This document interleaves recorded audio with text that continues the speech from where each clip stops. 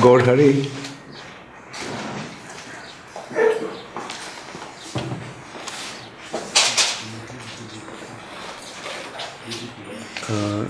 Are you going to do something to give some gifts to the ones those who are involved?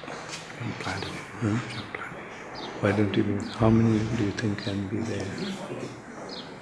About 12. Get a box of portion of mercy. Why don't you do that? So arrange to bring that and then just give it to them and sign it there. Hare Krishna. Tava kathamritam tapta jivanam kobibhiriritam kalmashapaham Shravanamangalam Srimadatam Bhuvigrinanti Jibhuridajana. Right? You memorized this already? How many of you have already memorized this verse? And how many of you know the meaning of this verse? I think I told about that 25 times already.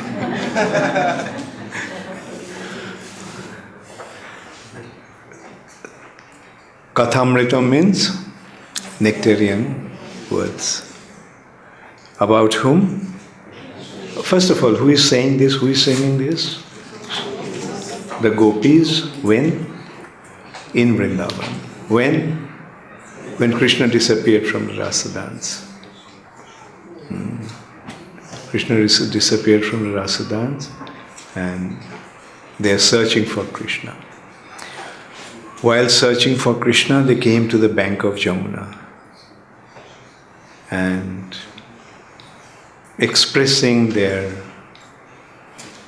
feeling of pain, feeling of agony, they were singing various songs. They were expressing their heart's agony. And the 9th verse of this chapter is this one, which means, Krishna, the nectarian words about you extinguishes the forest fire of material existence. Tapta jivanam, the burning condition, that intense suffering condition of the material world is compared to a forest fire.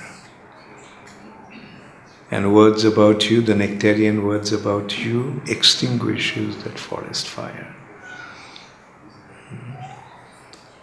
And kobibhiriritam, those who are real devotees, those who are real advanced spiritual personalities, they sing, they broadcast this message, kobibhiriritam, and they're appreciated by those very, very exalted personalities. And kalmashapaham, it removes, it washes away all the impurities of the heart. These are the benefits of Krishna Kathamritam, benefits of hearing about Krishna's wonderful instructions and the descriptions of Krishna's wonderful pastimes. And Shravanamangalam, it brings all auspiciousness. Shravanamangalam. Srimadatam, it also brings all good fortune. And Bhubi Grinanti, those who distribute these words of yours, are the most munificent personalities. Ring some bell? The benefit of hearing Krishna Katha. Therefore, Shrinnatang Sakatha Krishna Punna Shravana Kirtana. Riddantasta abhadrani bidhunoti suritsatam. When we hear this Krishna conscious, Krishna Katha, Krishna's teachings and Krishna's pastimes, Riddantasta abhadrani, all the impurities of the hearts, Bidhunoti suritsatam. Bidhunoti, washes away, cleanses all the impurities of the heart. And as a result of that, one becomes satam, one becomes saintly personality, a saint, satam. So these are the benefits. Time and time again it has been broadcasted in the scriptures. And what happens after hearing Krishna's pastimes, especially Krishna's pastimes in Vrindavan, as a result of that, what happens? By hearing Krishna's pastimes, the Hridrog Upashanam, the disease of the heart. Disease of the heart. What is the disease, real disease of the heart? Lust, material attachments, which ultimately culminates into sex desire. One becomes free from sex desire. That is the real disease, that's the real problem. Material nature has been compared to a prison house. You know that? The material nature is the prison house. Now, in the prison house, the prisoners are kept. How are the prisoners kept? Tied down by chain. Now, in this material nature, what is the chain with which living entities are tied down? Sex desire. Therefore, material nature is described as Maithunagaro, a prison house of sex desire. So that's why it's very important that one tries to get rid of.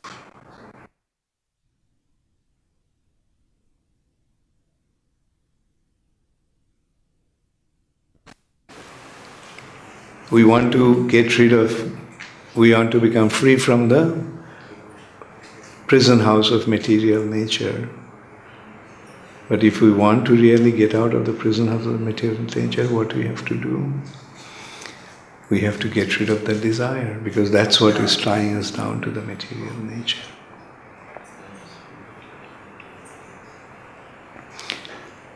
And the man's form is the enjoyer's form. And the woman form is enjoyed form. Enjoyer and enjoyed. And the role changes.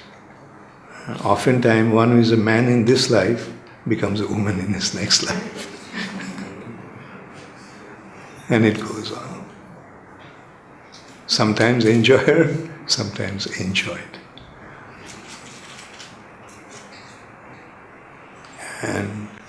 But when we hear about Krishna's Vrindavan pastimes, one becomes free from that desire. By recognizing that Krishna is the supreme enjoyer. He is the enjoyer. And everyone is enjoyed.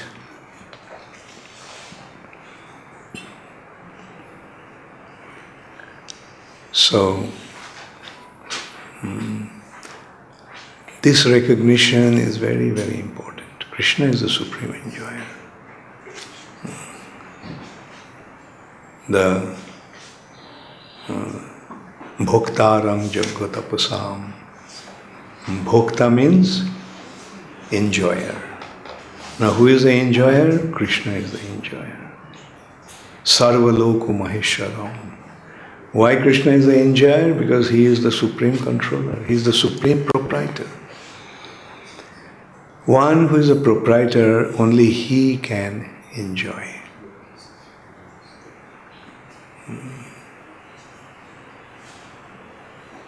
So, and if anybody wants to enjoy, then he should do it with the permission from the proprietor. If the car belongs to somebody and you want to drive somewhere, do you just take the car and go? If you do that, then what will happen?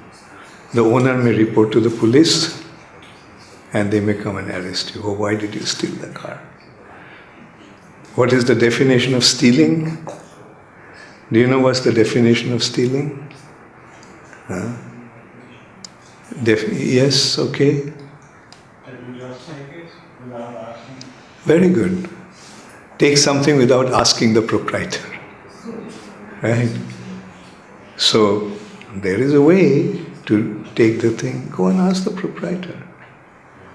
And look at, if the proprietor is your father or your friend, will they really have any problem?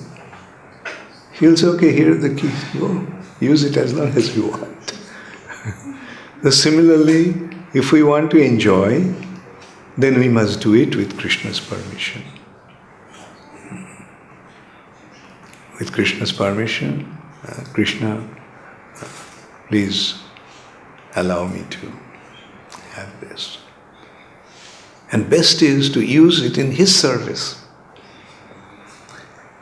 If you go to the proprietor and tell him that, sir, can I take you to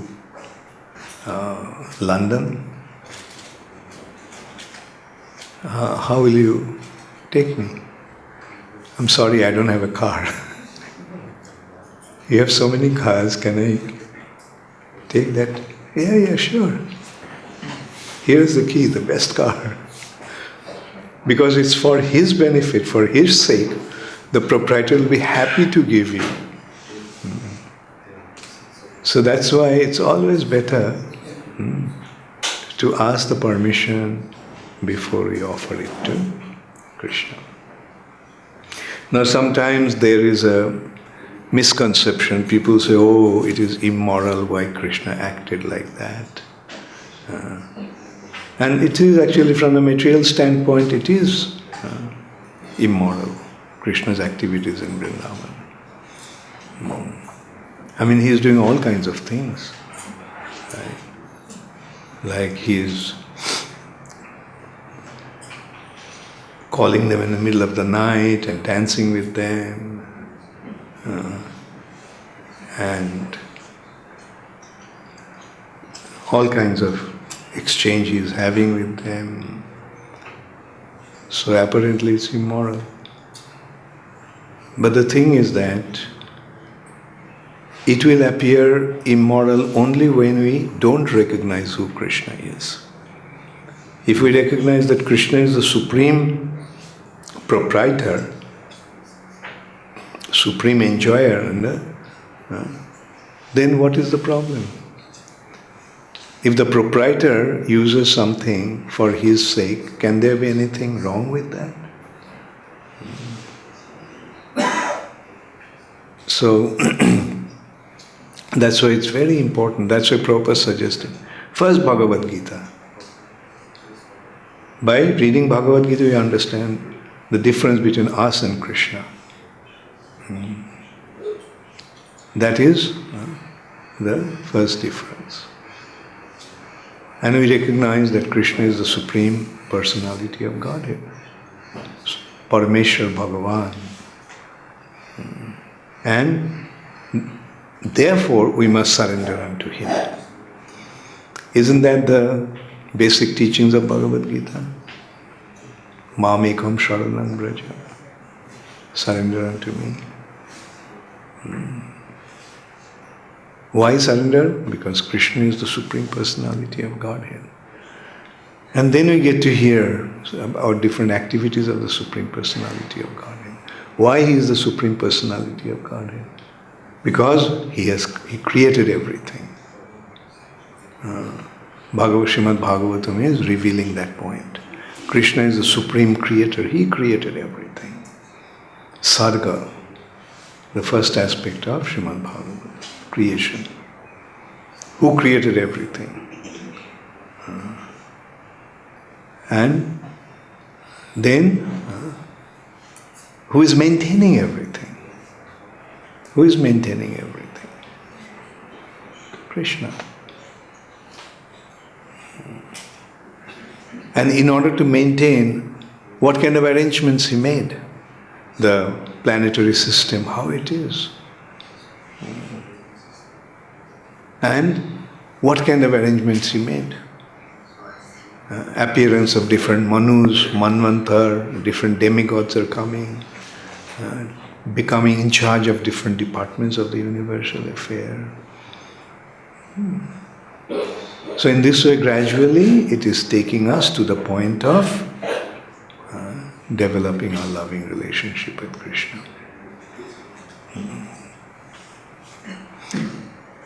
Beyond liberation, Nirodha Mukti Ashraya.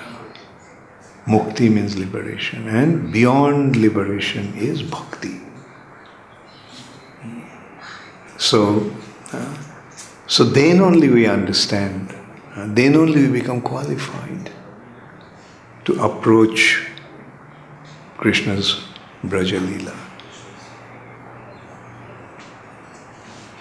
So these are the qualifications. And when with proper qualification and understanding, when we approach the topic, then yes, everything becomes so wonderfully relishable. And as a result of that, what happens? Our heart becomes purified.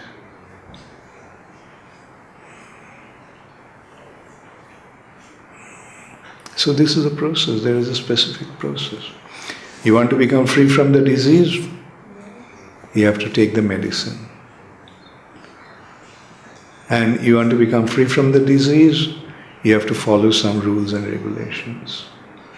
You have a disease, by drinking alcohol you developed a disease. Okay, there is a cure.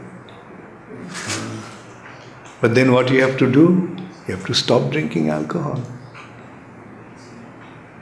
So not only the medicine, but along with the medicine, there is the doctor's advice to follow. And when you do that, we become free from the disease. And we become healthy again. Now we are spiritually sick. But if I follow the process, take the medicine, we'll become cured.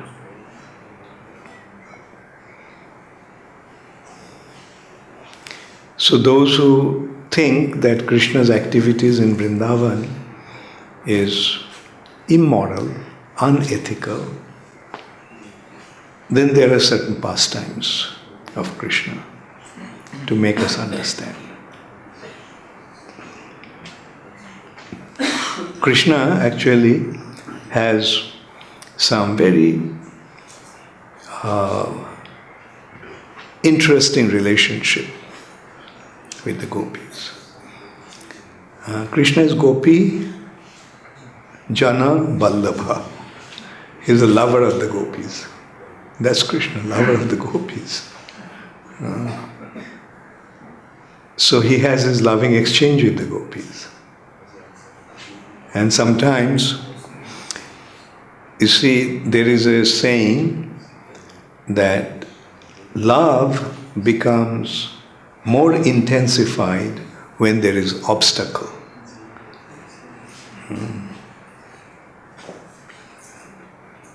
When there is obstacle, the love becomes. Therefore, in Vrindavan, Jogomaya makes some arrangements, some obstacles in Krishna's meeting with Radharani. And when this obstacle is there, then loving exchange becomes even more interesting. So therefore, in Vrindavan there is a feeling that Radharani is married to someone else. Who is that someone else? Someone else is Krishna's own shadow. Radharani is apparently married to Krishna's shadow. And his name is Abhimanyu. In the spiritual sky, even Krishna's shadow is a personality. And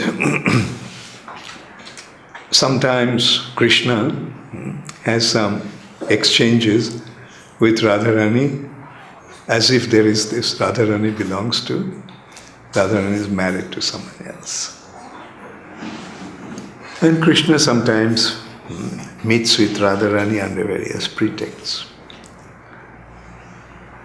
Nectar of Devotion gives a very beautiful such incident. Like one day Abhimanyu was going to some distant place. So Abhimanyu told his mother, I'm just going away for a few days, some business. Okay, son, be careful, don't get into trouble, and come back quick, we'll miss you. So Abhimanyu left.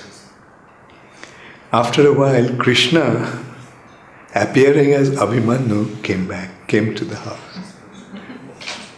So Abhimanyu's mother, whose name is Jyotila, she asked, what happened? You just came back? So, yes, mother, I was missing you so much. So I thought that I'll just come back. I'll go and do it some other time. Oh, my son, my dear son, go inside. So Abhimanyu goes inside to meet Srimati Radharani. In the meantime, Abhimanyu comes back, real Abhimanyu. So his mother asks, who are you? Mother, you don't recognize me. I'm your son, Abhimanyu. Oh, you're my son. So she picks up a broom and starts to beat him up. So, iti driksha lilabhir ananda kunde shaghoshang nimajjantam akhapayantam. In this way, through his lilabhir, through his pastimes, Krishna drowns his devotees in an ocean of ecstasy.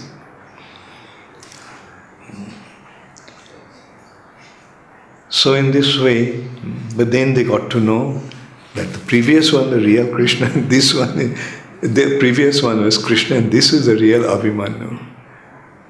And they start to bang their head, my God, I couldn't recognize. Look, this Krishna is such a mischief. And it is bringing such disgrace to our housewife, our wife. And so in this way, different activities, people eventually get to know that how Krishna is having a loving affair with Srimati Radharani. So Radharani was feeling very bad. She felt that people are speaking bad about me. They're saying that I am a woman of loose character, and so better I give up my life. So Krishna is the super soul, he knows. So he understood what's going on in Radharani's mind. At that time Krishna was on his mother's lap. And all of a sudden Krishna fainted. And Mother Jashoda screamed, what happened to my baby? Nanda Maharaj came running. So actually it looks like there is no life. So Mother Jashoda says, go quickly, get a doctor. So Nanda Maharaj runs out of the house. And then he sees one doctor coming. In the Vedic culture, by the dress you can recognize who is who. From a dress, you can recognize who is a doctor or who is a warrior. Just by dress, or who is a Brahmana. A Brahmana will dress in one way. Kshatriyas will dress in one way. Vaishyas will dress in one way. Doctors, Vaids will dress in one way. So he saw this Vaid, and Nanda Maharaj said, my son is in great distress. He fainted. Can you please come and treat him? Yes, no problem. Come, I'll see him. His case is very serious. He fainted all of a sudden, no rhyme or reason, he just fainted. As I don't know whether he is dead or alive. Don't worry, I can even make a dead man alive. So he took the doctor. Doctor felt his pulse, checked in a different way. And then he said, very serious condition. Very serious condition. But don't worry, there's a cure. What is the cure? The water from Jamuna. Water from Jamuna? No problem, Jamuna is flowing just. No. The water has to be brought in a special way. How? This water has to be brought with a bucket with hundreds of holes in it. How can water be carried in a bucket with hundreds of holes in it? Yeah, I know it's difficult. But if there is a real chaste woman, it's a real chaste woman who can bring it. If a real chaste woman takes the bucket and brings the water, water will not fall out of the bucket. So Mother Jashoda said, okay, I'll go. No, if the mother goes, that won't work. It has to be someone else. Oh, I'm sorry. If the mother goes, then it won't work. So, different girls, different ladies volunteered. But as soon as they put in the water, as soon as they lifted the bucket out of the water, all the water drained out.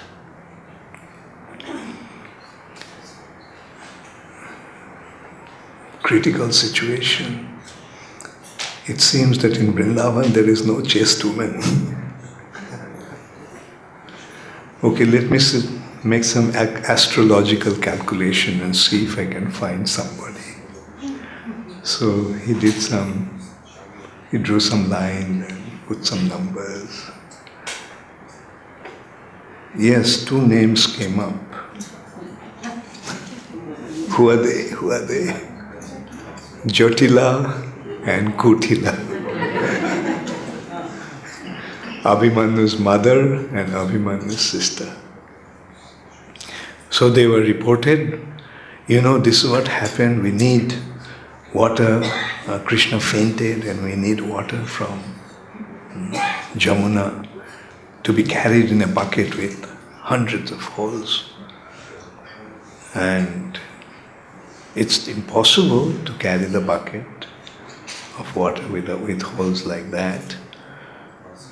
But this very special doctor appeared and he said that a chaste woman can bring that water in that way. And many ladies and girls in Vrindavan tried, but they all failed. But finally he made some astrological calculation and the name of you two has come up, Jyotila and Kutila. So they became very puffed up. Oh, this is a real good astrologer. They really know who is who. Very proudly they walked. Kutila said, "Mother, you don't have to take the trouble. I'll go and get it. You're getting old. I am young."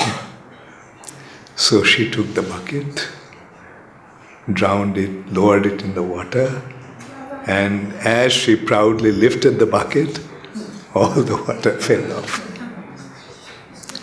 Jyotila started to scream, "You disgrace to the family. You better drown yourself in Jamuna." And she went proudly, took that bucket, lowered it in the Jamuna. Also, as she picked it up, all the water fell off. The doctors kept on wondering, and he said, "Real problem, no chaste women in Vrindavan." Anyway, let me do some more calculation. So he did some calculation.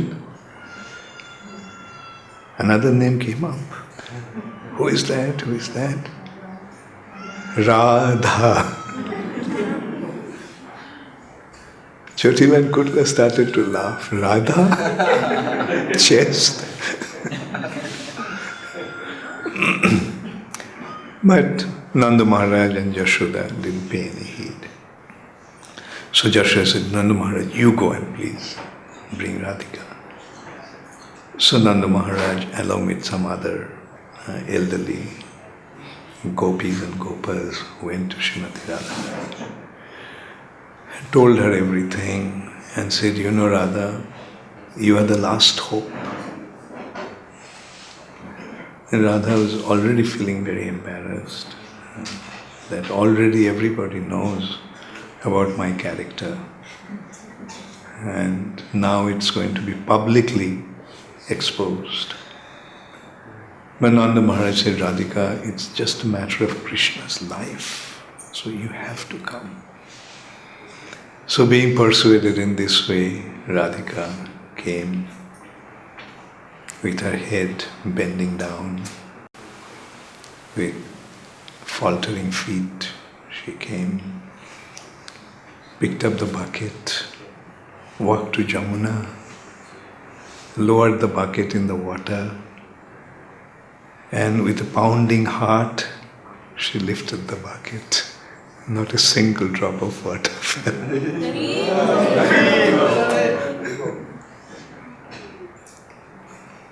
The water was brought to the Vaid, to the doctor. He took some water, chanted some mantra, and sprinkled it onto Krishna's body. Krishna opened his eyes, sat up on Mother's lap, Mother Jashoda's lap. So, what do we learn from this? Who is the most chaste woman in the entire creation? Srimati Radharani. So because she doesn't know anyone but Krishna. When she was born, her eyes were closed. And everyone thought that this child is born blind. Why her eyes were closed? Because she wouldn't see anyone or anything other than Krishna. And the child is accepted to be born blind. Then one day Mother Jashoda came to the house of Kirtida, Radharani's mother. And so Mother Jashoda and Kirtida are talking. Little Krishna is just walking around with his baby Krishna. He came to the cradle of Radharani, climbed up on the side and looked in. Immediately Radharani's eyes popped open.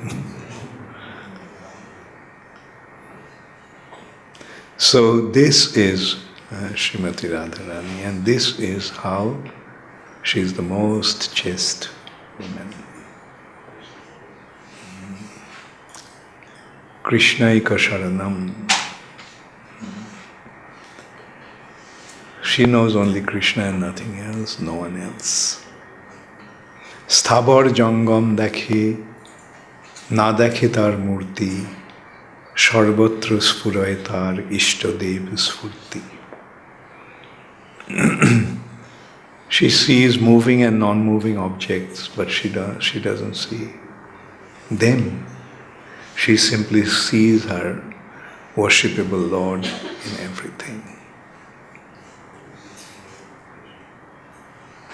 So this is how, just by hearing Krishna's pastimes, our heart becomes purified.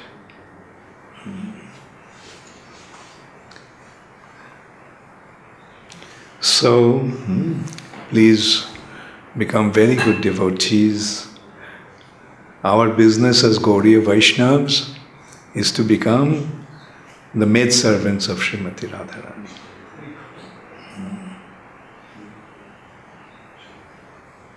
Dhamer Sharup Sfuribe Nayane Hoibo Radharo Dashi.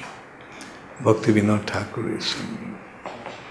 When will the actual identity of the holy Dham will become manifest, and I will become a maidservant of Srimati Radharani. So that is our business. That is what Srila Prabhupada came here to distribute. So let's take full advantage of that.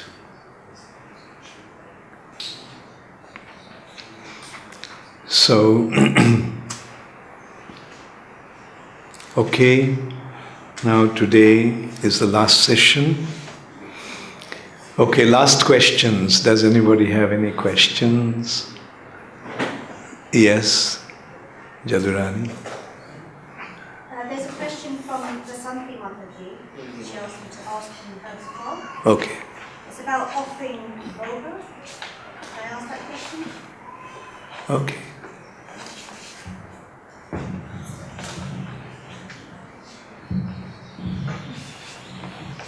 Thank you, Guru. Sorry. So Santi Mataji was saying that when they do offering in the manor, they have 4 plates. They have one for Radha and one for Sita Lakshman, one for Govinda, and one for Shri. And they put tulsi on the plates for 3 plates, but not for Shri. And she wanted to know the reason why. Yeah. You see, when we offer it to, when you offer to Krishna, we offer it with tulasi. And the understanding here probably is that because Prabhupada is not Vishnu Tattva, therefore, but the thing is, actually there is no harm, or rather it should be tulasi in Prabhupada's plate also. Because when you are offering the plate to Srila Prabhupada, Prabhupada is not directly eating it. Prabhupada is offering it to Krishna and then eating it. Therefore, tulasi should be there. The point here is, when Chaitanya Mahaprabhu was in Sarvabhauma Bhattacharya, invited by Sarvabhauma Bhattacharya in his house, and they were bhoga, bhoga was there with tulasi leaves. Then Chaitanya Mahaprabhu took that, oh, these are Mahaprasad, these are offered to Krishna. He thought that it has been offered to Krishna because there are tulasi. So anyway, this can be discussed and considered. Like, we are not offering the bhoga like to Srila Prabhupada, but we are offering the bhoga for Srila Prabhupada to offer to Krishna. And that is how. Therefore, to put tulasi on that, there is no harm in it. But then again, I also admit that when I offered plates to Srila Prabhupada, I didn't put tulasi. I just offered it with the understanding that Prabhupada is going to honor that. So the point, both can be done, right? If it is offered with tulasi, then it has to be understood that Prabhupada is going to offer it to Krishna and then he will accept it. But if it is without Tulasi, then we have to understand that we are offering this to Srila Prabhupada as our Guru. Thank you very much. I have one more question. You spoke about that if we should love Krishna, and if we love anything and anyone else but Krishna, that is lust. So does that mean if we have love and care for family members or like for brothers or sisters or friends, how does that? Good point.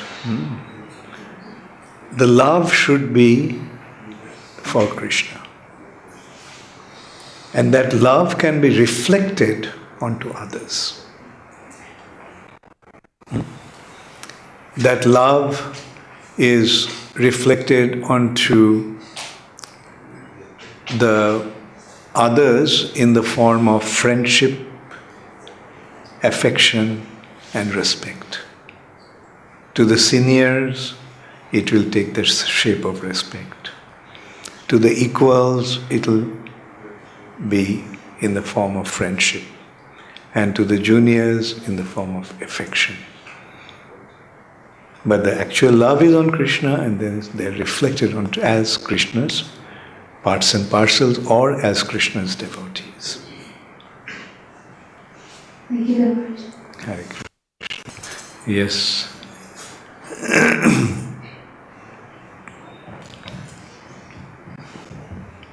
Maharaj, thank you so much for your words and all your association from poetry. I would like to ask, when you were saying about surrender, and that we should always try to surrender more and more, sometimes we have this feeling that, oh, it's too much for me. Does surrender mean that we should push and try to do it even though we feel that it's too much? Is that what surrender means? Yeah. Like it may not happen just immediately. Sometimes somebody has to grab you by your neck, surrender. Okay? Our tendency is to be like this. And now, either we voluntarily bend our head down and surrender, or somebody has to force our head down to surrender, and sometimes Maya forces us to surrender. Okay? So it doesn't matter if it is not spontaneous or if it's not immediate or if it is not voluntary, but you must make an effort. That effort we have to make. So many years, so many lifetimes of bad habits we have to lord over. So to surrender is not going to be easy. But you have to keep trying. What does it mean that Maya forces us to surrender? Maya forces in the form of, we don't want to surrender. Then someday the doctor tells us that we got some cancer. Right? So this is Maya's way of forcing us to surrender.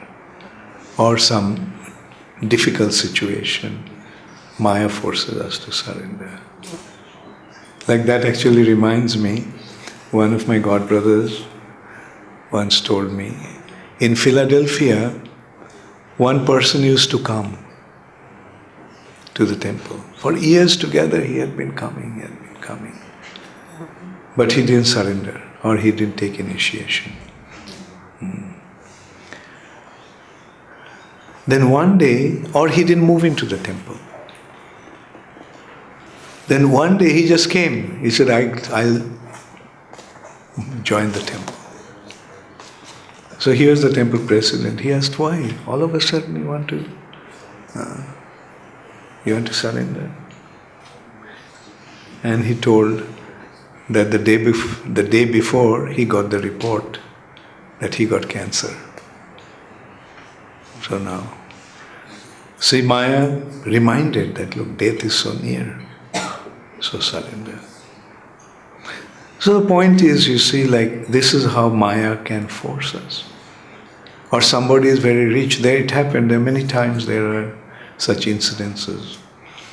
And something happens, all his money is gone. When the money is gone, his relatives are gone. Right? And all kinds of people are troubling him, demanding the payment. And he surrenders to Krishna. So this is the point, how Maya forces us to surrender at times. When you realize that our situation here is not really that happy and joyful and pleasing, then you are forced to surrender. Okay? Thank you very much. Haribol. Yes, give it to her. Hi Krishna Maharaj. I have a related question about surrender. How sometimes, we understand surrender as to leave things as they are, not try to manipulate them, not try to control them.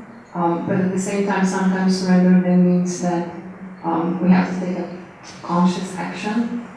So then my question is, how do you evaluate when to do what, to do the proper thing at the proper time? No, I couldn't get the main point. Say it again, yeah. We understand surrender as you leave things as they are, you surrender to the situation and try to control it. But then sometimes it would also mean that you surrender by taking a conscious action. So then, how do we know when to do what, so we don't make mistakes? So you mean how to surrender consciously or unconsciously, right? It's always better to do it consciously, right? Consciously means knowing why we are doing what we are doing. Okay? Why should we surrender? Because that's the process. No, Krishna is saying, Aham tvang sarva papibhyo. I'll deliver you from all your sinful reactions. Why sinful reactions? Because of the sinful reactions, we suffer. Do you want to suffer? No. Do we want to suffer? No. So, because of our sinful reactions, we are suffering. If Krishna takes away all the sinful reactions, no suffering. So in order to free ourselves from suffering condition, we must surrender. Okay? Looks like quite a few questions. Okay, Ananda.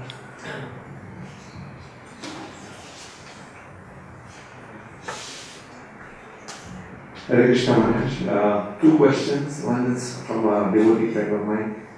He asked a question which I couldn't answer as well. So his question was that in Sudama's pastime, when Rukmani stopped Krishna from taking the second morsel of flat rice. So the question is that why did Rukmani stop Krishna? Because Krishna is the proprietor of everything. Even if he could take, he would be able to return what he's accepted. And also the general law is that Krishna accepts everything which is given with love. So I didn't have the right answer, so probably. Okay. Because Sudama came to receive Lakshmi Devi's mercy. Right? And Lakshmi Devi's limit already reached. So that's why she said, look, I won't be able to fulfill if you carry on. Yes, if Krishna takes, that's another thing. If Krishna can do something, but when it is a matter of Lakshmi Devi's jurisdiction, then she has limitation. Yeah, and the second question is my question regarding the topic of surrender. Like if we would make it more in context with ISKCON, like surrender means taking initiation from the spiritual master or chanting 16 rounds and following the four regulatory principles. Just to put in more practical terms. Yeah, that is the basic surrender. But then listen to the temple president, the service he gives, execute that service. So this is how surrender becomes more and more extended. And the thing is that therefore it's a reciprocal. Like ultimately the surrender will come to where you're standing there. So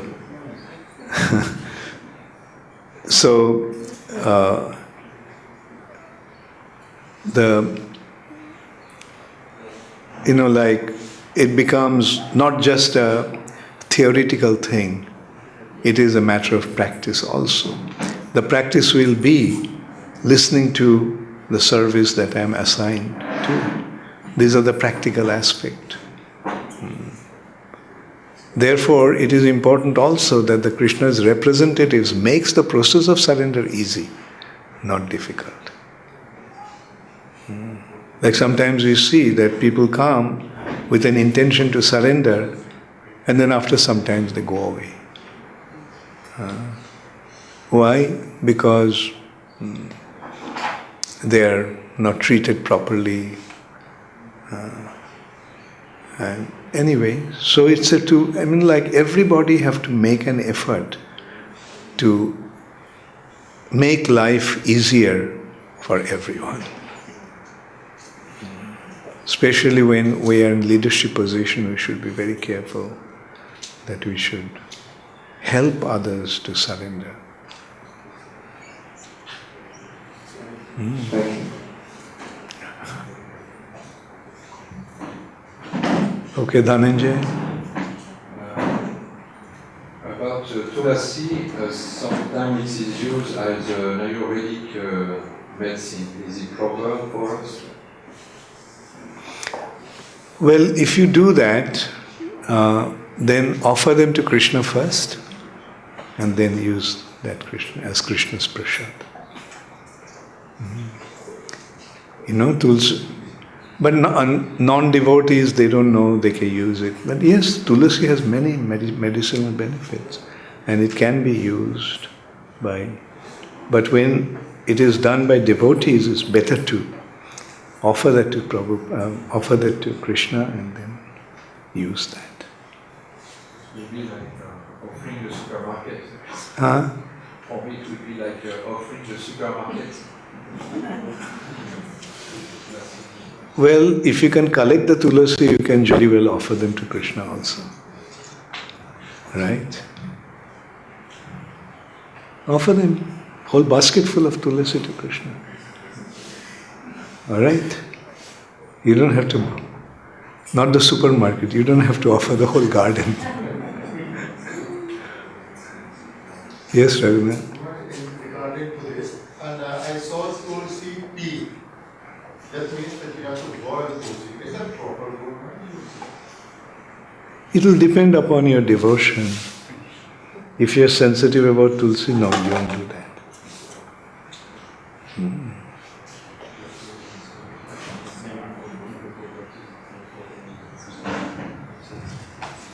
Hare Krishna Maharaj, thank you very much for your time. I have a question about free will. We as living entities have free will, and what this exactly means. How limited is our free will or free? Free will means we have the freedom to decide what we want to do. And ultimately it comes to that point whether we'll surrender to Krishna or whether we'll lord over this material nature. Do you have the free will to decide for yourself whether you'll surrender to Krishna? Yes. That's the free will. You have to decide. You have the ability to decide. That is the free will. Hare Krishna. Hare Krishna, Maharaj. So we are more ready to hear about Krishna Katha. So in fact, gopis, they surrendered to Krishna. So in absence of Krishna, they always ecstasy about Krishna, Krishna Katha. So in our case, when we surrender to Guru Maharaj, so and in presence of him, we feel more ecstasy on his. So how to realize, how to develop that maturity that he is not a mundane person, he is not as a material presence. In absence of him, how to feel that he is always with this. Well, it depends upon you individually, like, how seriously you take the relationship, how seriously you practice the process, how seriously you accept the process. Yes, when the person is present, then it is easy to feel the relationship or act with according to the relationship. But when the person is not present, to maintain that relationship is a challenge. That's the test. And at least from Krishna, the devotee's attitude from spiritual platform, like we can see that the sincere devotees, whether Krishna is present or not, they maintain their attachment to Krishna. But those who are not sincere will see that they are not. So it is a matter of one's earnestness, one's sincerity of accepting the process. In case of gopis, they always, in absence of Krishna, they always Krishna Katha. But sometimes in our case, when we absence of... Yeah, because there is a difference between your case and gopis' case. That is we do... So try to understand that. Don't try to imitate the gopis, but try to try to learn their lesson. Don't put things like that. Oh, gopis did that, and my case is different. I cannot. The question is, have you developed the love for Krishna as the gopis did? Recognize that. So first try to develop the love for Krishna. Yes, Ananta Vijay. My question is again on surrender. Sometimes you do see surrendered souls, just before they depart the world, they suffer nasty diseases like cancer or something along those lines. How do you understand why do they suffer before they depart? The material nature is a place of suffering. As long as we have this body, the body will suffer. It is not that when you become devotees, we won't suffer. If we become devotees and in this body we don't suffer, then we'll never want to go back to the spiritual world. But this is such a wonderful place. But when we suffer, then it's a push from Maya. Why are you staying here? Go, leave this place and go. Why are you suffering? The thing is that the Maya is that although we are in a suffering condition, we think we are not suffering. Although we are suffering, we think, oh, I'm going to enjoy. But through these arrangements, Maya actually is helping us to become Krishna conscious. Suffer. So it's good to suffer. But if you can attain that spiritual position without suffering, that is better. But if suffering comes, don't worry about it. Always remember that it could have been so much worse. And that's the way the devotee take it. Not being affected by the suffering condition. I am remembering Krishna. So my consciousness is not in the body. My consciousness is in Krishna. When you are under anesthetics, do you feel the pain? No. Why not? You're not conscious, it's only conscious. Very good. You are not conscious. Not conscious of what? Not conscious of your body. So, because you are not conscious of your body, therefore body suffering is not registered. So, what is happening? When you are under anesthetics, the consciousness is not flowing through this body. Therefore, you don't feel the body's pain. But that's done artificially. But when your consciousness is withdrawn from the body and projected onto Krishna, will you feel the pain of the body? No. And that's why advanced devotees don't experience the pain. Because the consciousness is not in this body. Thank you. Okay. Yes, Suma? How do you know whether we're doing enough? Huh? So we might have, some of us might have surrendered kind of to the process wholeheartedly, or many of us would have done. But how do we know whether we're doing enough? Enough of what? Like service or... How do you know? Try your best, that's the thing. It's not that we have to make it troublesome or make it stressful. Execute it happily. And see what is within your limit. Just do that. Like if your limit is 100 kilos of weight, it's advisable that stay below that. Because if you go beyond 100, then you'll snap. So don't overdo it. Do it happily. Okay? So did you find your limit? Very good. Yes.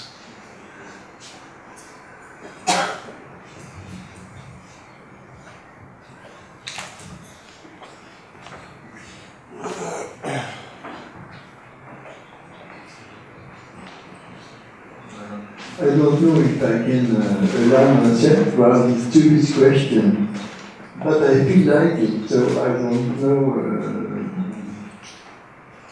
That's my last chance to ask my question.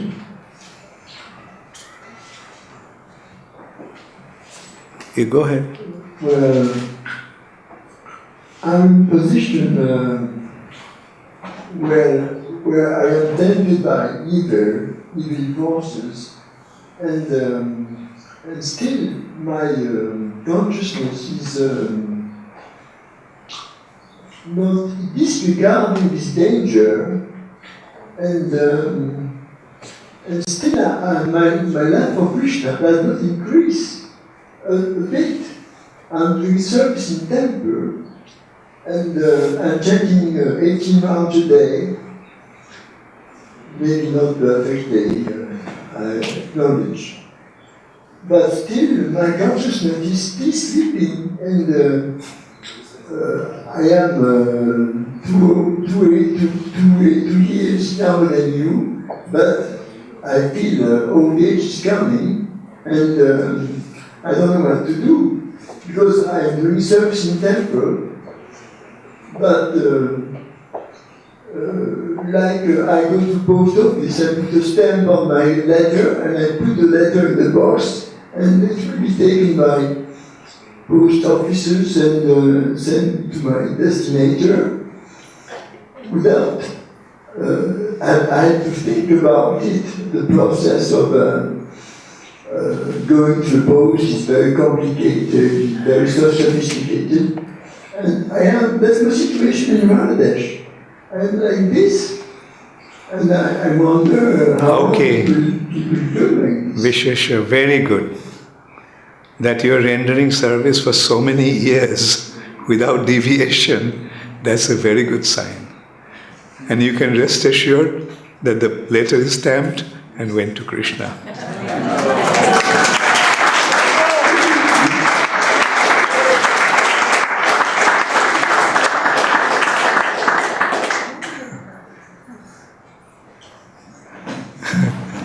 Yes, thank you. Yes.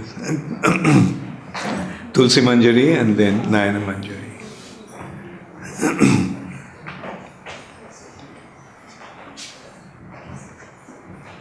Hare Krishna Maharaj. Maharaj, we know that Prahlad Maharaj was a great devotee. My question is, why was his son a demon? Why was his son a demon, Vilochan? Why was he a demon? Yeah, well, in that respect, there is a saying that the son doesn't take the quality of the father. The grandson takes the quality of the father. So Virochan took the quality of Hiranyakashipu, whereas Bali Maharaj took the quality of Prahlad Maharaj. Anyway, but don't feel upset about that. Try to give as much Krishna consciousness as possible to your children.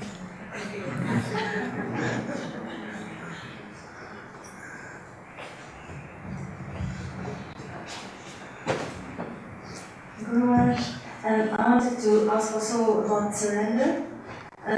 We spoke like surrender means start to chant the 16 rounds and the regulative principle and follow what the president say and that.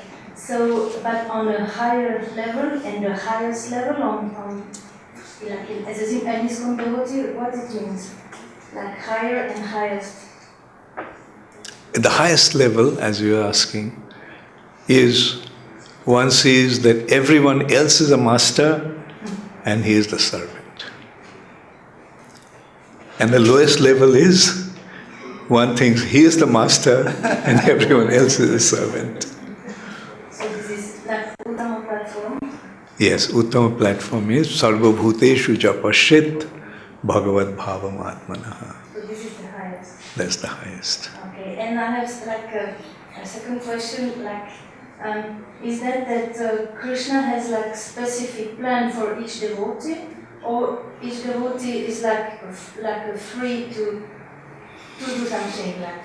Although we say that Krishna has a plan, but ultimately it's up to the individual. Ye jatha mang prapadante, tangs tathaiva bhajamma. As one surrenders, to that extent Krishna reciprocates. Krishna is not forcing anybody. And you will reveal that. You will reveal Yes, you will see that when you surrender, according to your surrender, Krishna will reciprocate. Okay. Thank you all very much. We have 4 questions on speak. 5 now.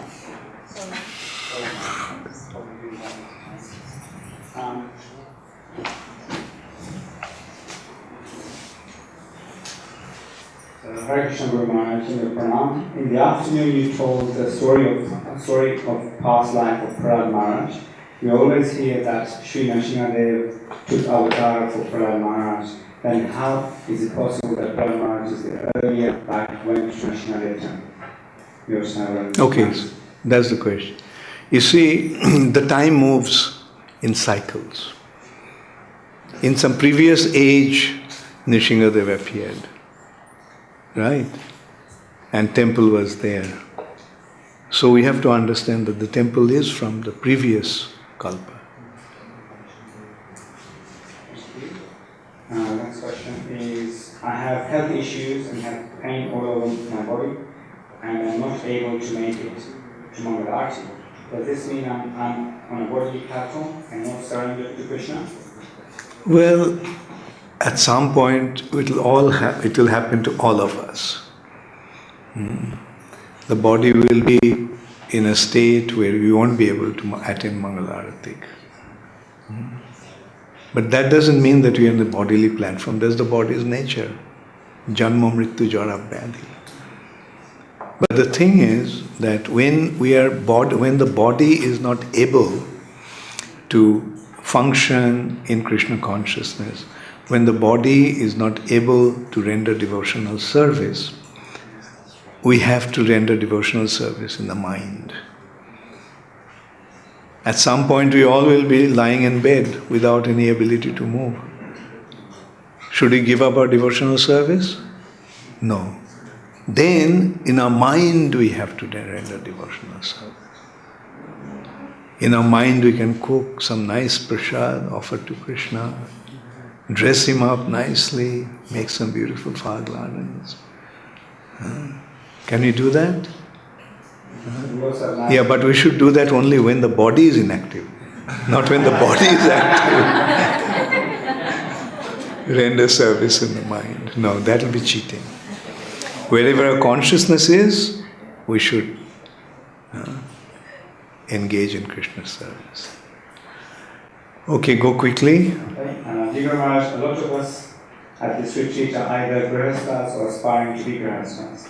What are the duties of A husband towards his wife and children along with serving Krishna together, and B, of a wife towards her husband and children, keeping Krishna at the center of their grihastha life? Can you kindly remark this? No more, don't take any more questions, because I have things to do. And I want to end with the kirtan. Grihe thako, bone thako, sada hori bole rako. If you are at home with your family, try to make them into devotees, turn your house into a temple. So that is how you adjust your situation, dovetail your situation. Yes, most of the devotees will be in household life, but they have to learn how to render devotional service as a householder. Right? It's not that only brahmacharis and sannyasis will render devotional service and the householder will go on a vacation.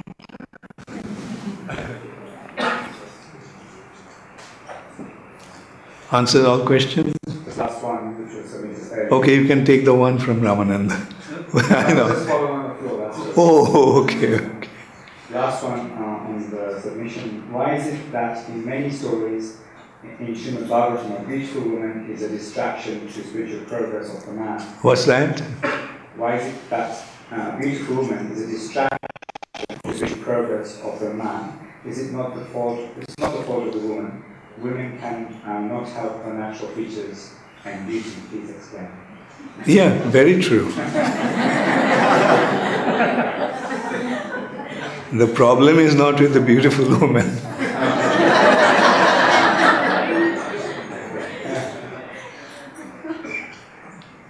It's the man who will have to... Okay, it is not that we won't see beautiful women. But when you see a beautiful woman, we must recognize that she is meant for Krishna's pleasure. She is meant for Krishna's enjoyment. That is how we appreciate the beauty of a woman and overcome the tendency of falsely trying to enjoy. Who wrote those questions? From here only? Here only, yes. Oh, they're so shy. Yeah? So in that respect, Bhakti Siddhanta Saraswati Thakur is actually saying, Kaminir kam nahe tavo dham, tahar malik kebal jadav. The beautiful women are not for you to enjoy. The proprietor of all of them is Krishna, the Yadav. Okay, so there are certain expressions of appreciation, like, how did you like the prasad?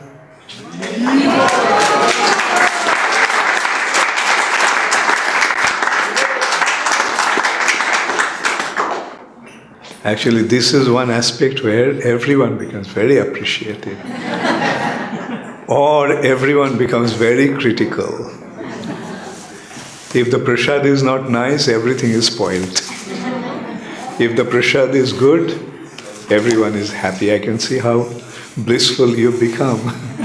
And although I didn't taste the prasad myself, I could see from your reaction how delicious the prasad had been.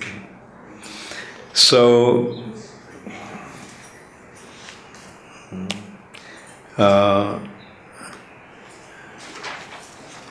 some devotees who helped in the prasadam area are Champaklata Devi Dasi and Radha Vinod Das.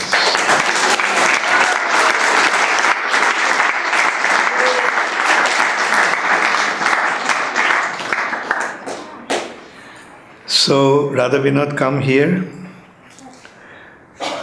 Here I'll put Champaklata's name first. So we were wondering what to do, and then we decided that we have some ocean of mercy and we'll give you as an appreciation, token of appreciation.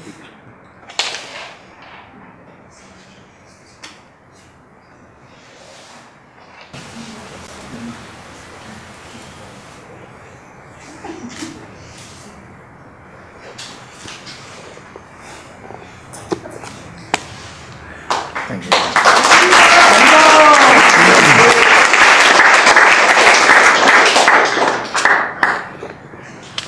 What's the name? Oh yeah, okay, Janava.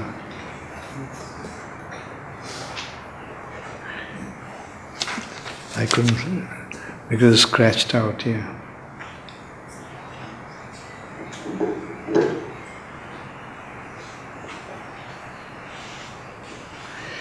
Janava Devi Dasi.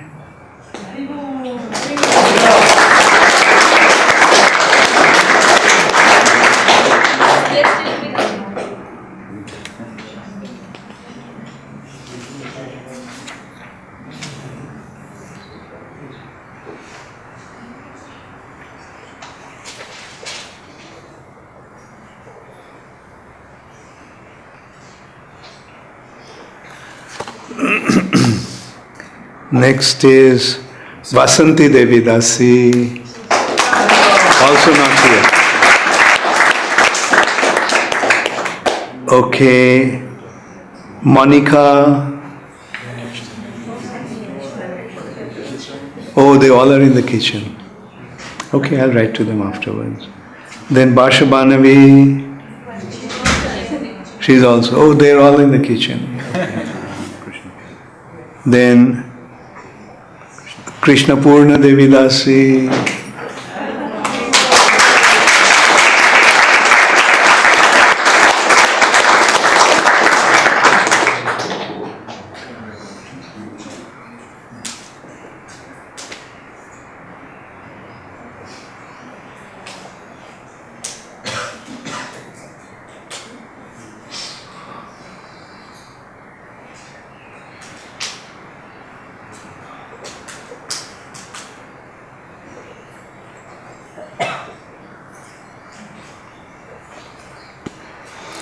Hare Krishna, Krishna Purna. Then Ananta Vijay Das and Leela Vilasini.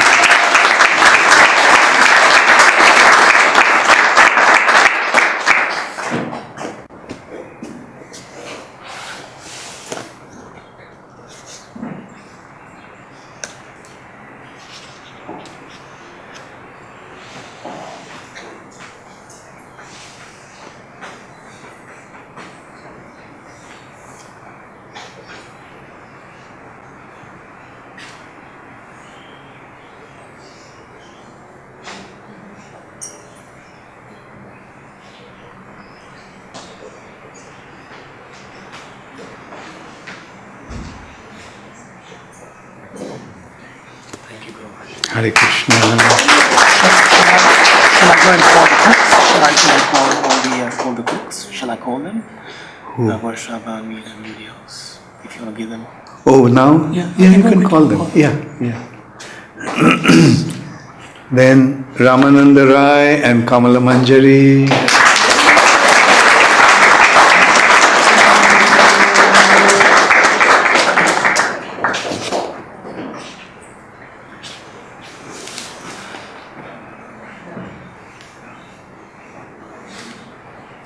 Should we say a word of thanks to after?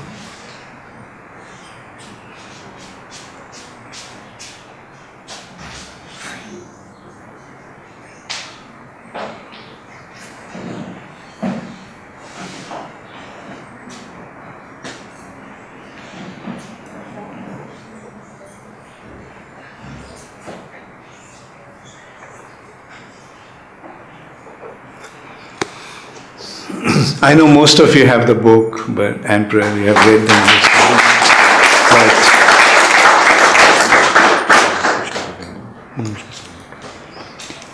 Suman also. To Krishna Govinda,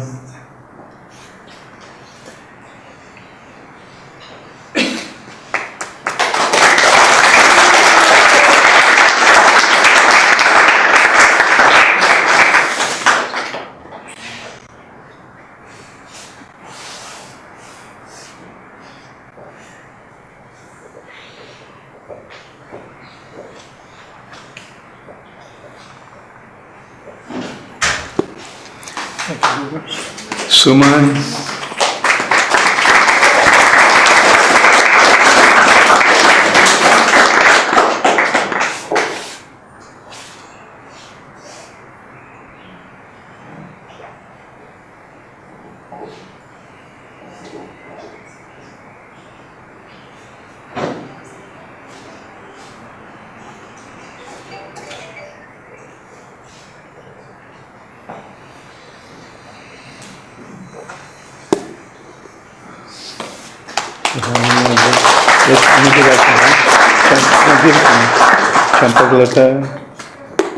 Champaglata we did.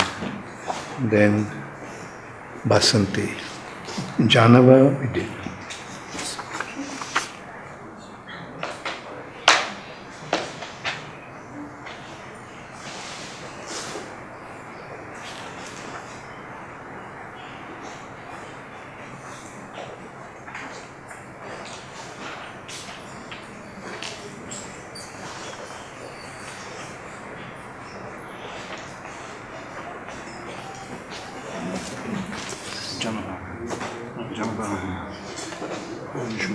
Monica.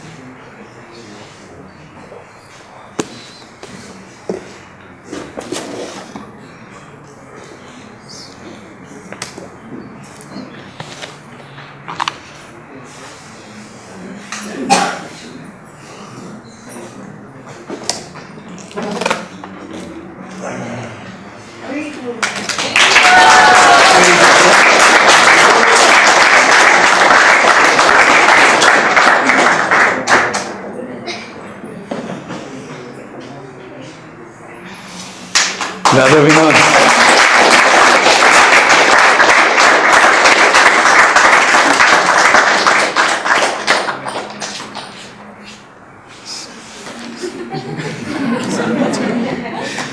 So thank you so much for rendering such wonderful service. Everyone loved your cooking, and your team therefore is being recognized, and we are appreciating.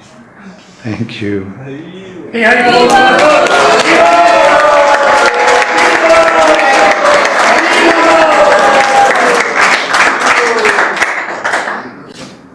Okay.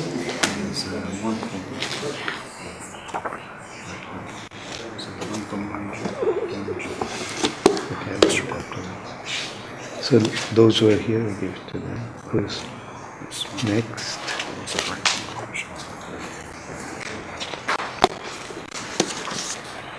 Okay, Monica. Thank you so much for your wonderful service. Hare Krishna.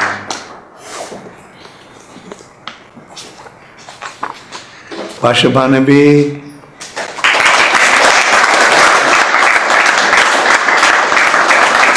Thank you so much. No, thank you, Maharaj. And your ice cream was delicious.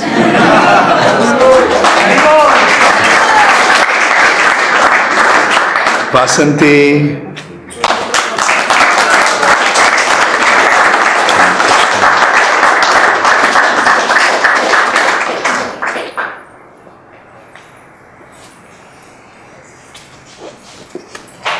Where's the flame?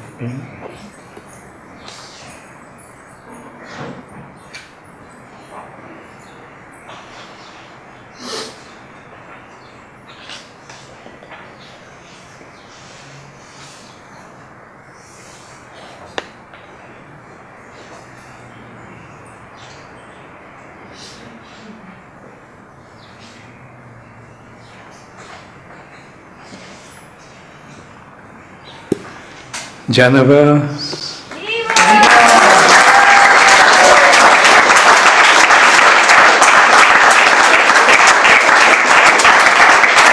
Is it Manju?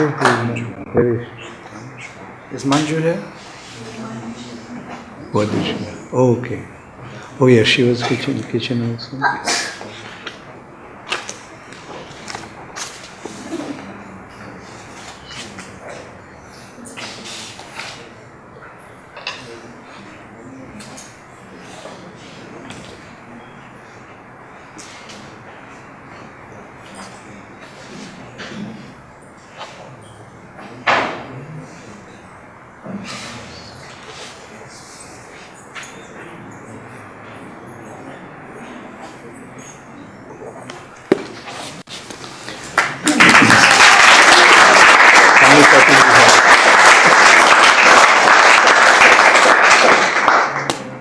Finished.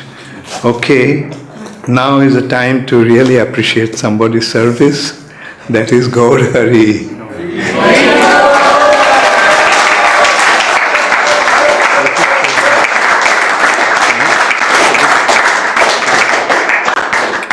Okay, so why do you say there is nothing?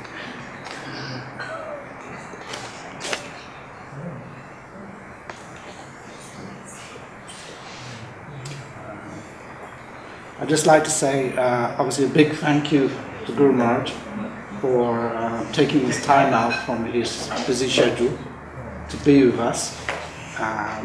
So big Haribol for Guru Maharaj for that. So thank you very much, Guru Maharaj, for being with us for this whole week in Bangladesh. It's not possible without him, of course. So big Haribol for Guru Maharaj for that. And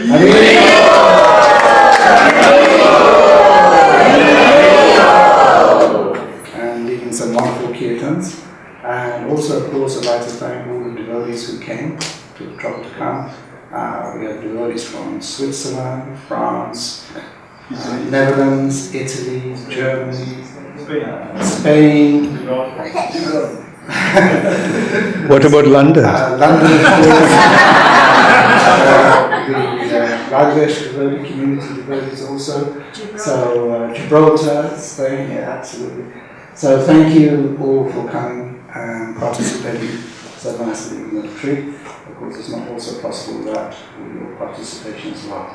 Of course, I also like to apologize for those devotees who I treated harshly.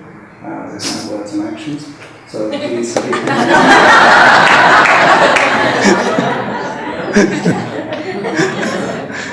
Thank you so much, Gaur Hari.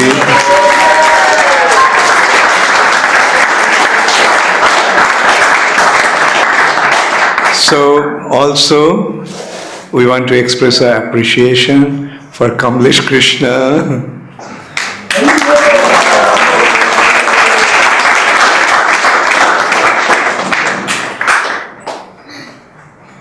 We ran out of Ocean of Mercy because Kamlesh Krishna is holding the stock. So all I can offer you is this garland.